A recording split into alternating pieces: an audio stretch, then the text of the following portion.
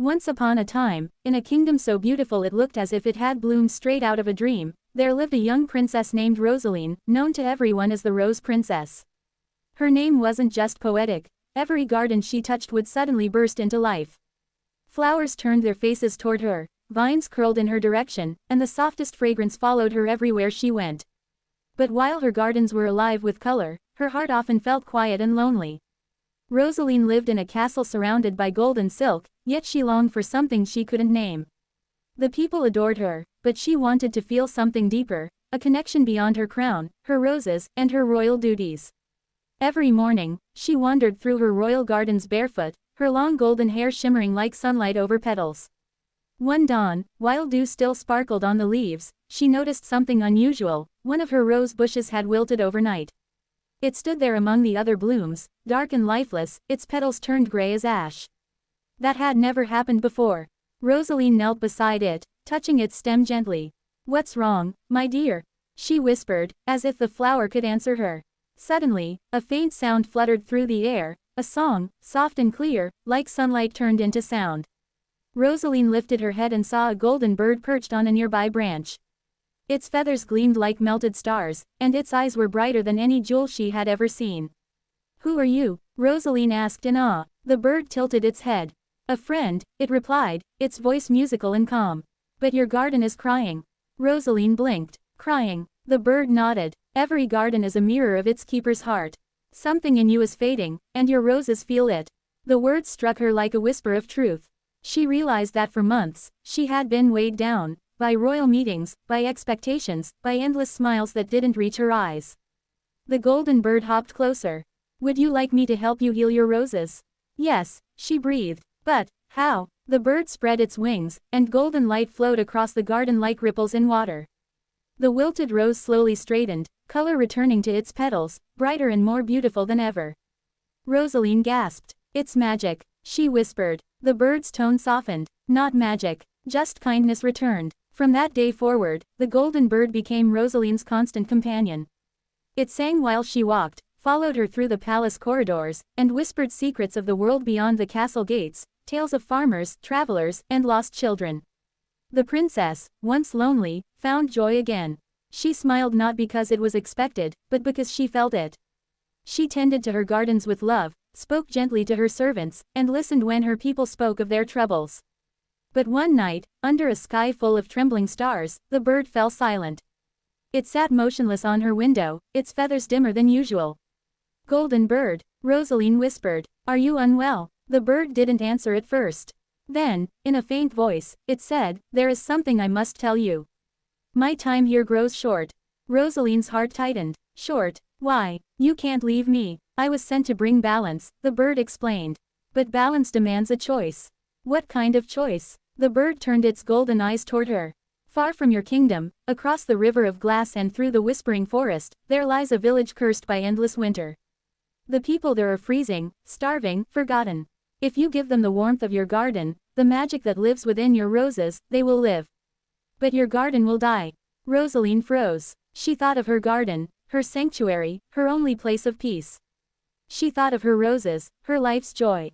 "But if I give them away, my roses, my beauty, my gift, I'll have nothing left." The bird nodded. "That is true." Rosaline turned toward the window, staring out into the night. Snow clouds gathered on the horizon, the air biting cold. She imagined people huddled together, children crying in the dark. The thought broke something inside her. "Then take it," she whispered.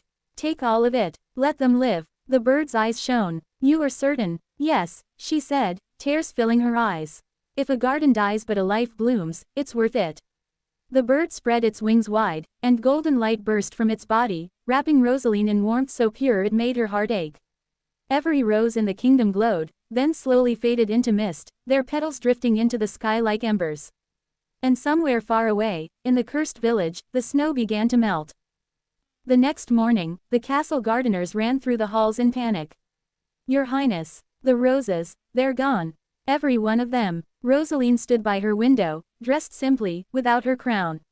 Her garden was bare, just soil and thorny stems. But when she looked toward the horizon, she saw golden sunlight breaking through the clouds. She smiled softly. "They're not gone," she whispered. "They're just blooming elsewhere." Days turned to weeks. The news spread that the once cursed village had turned green again. The people had begun to rebuild, and the snow never returned. And in every field, wild roses grew, soft pink and gold, glowing faintly in the dusk. The villagers called them Princess Roses, believing they had bloomed from her kindness. But back in the palace, Rosaline began to fade. The magic of the roses had been part of her soul, and without it, she grew weaker. Still, she didn't regret her choice. Every evening, she sat by her window, her golden bird beside her. One twilight, when the sky burned orange and violet, the bird looked at her with sadness. "You have given everything," it said. "But there is one gift left." "What do you mean?" she asked weakly. The bird fluttered to her hand. "Close your eyes." When she did, it placed its beak against her heart. A soft warmth filled her chest, like 1,000 roses blooming within her. Her eyes flew open just in time to see the bird glowing brighter and brighter until its form began to dissolve into light. "Wait, don't go," Rosaline cried, but the bird's voice was like wind now, gentle and far away. "I am not leaving, I am becoming part of you." The light poured into her, surrounding her completely. When it faded, she was standing in her garden again, alive, radiant, and surrounded by roses more beautiful than ever before. But these roses were different. They shimmered faintly, as if made of light itself. Rosaline looked around in wonder. "Golden bird," she called softly. Only a breeze answered, rustling through the glowing petals. She smiled through her tears. "Thank you." From that day forward, Rosaline was known not only as the Rose Princess but as the Princess of Light. She visited the village she had saved, walking barefoot through their new fields. Everywhere she went, flowers followed her footsteps, not because of magic, but because of love. The villagers bowed before her, offering gifts, but she only said, "Keep them. The greatest gift is seeing you live." Years passed. The story of the Rose Princess and the Golden Bird became legend, told by grandmothers to children by candlelight. Some said the bird still sang on quiet nights when the wind was soft. Others swore that when a person acted with pure kindness, a golden feather appeared nearby. And sometimes, when the moonlight touched the royal garden just right, the roses glowed faintly, whispering a song that only the kind-hearted could hear, a song that reminded the world that beauty is not in what we keep, but in what we give away. And high above, in the endless night sky, a single golden bird soared among the stars, singing for the heart that had once bloomed brighter than any flower.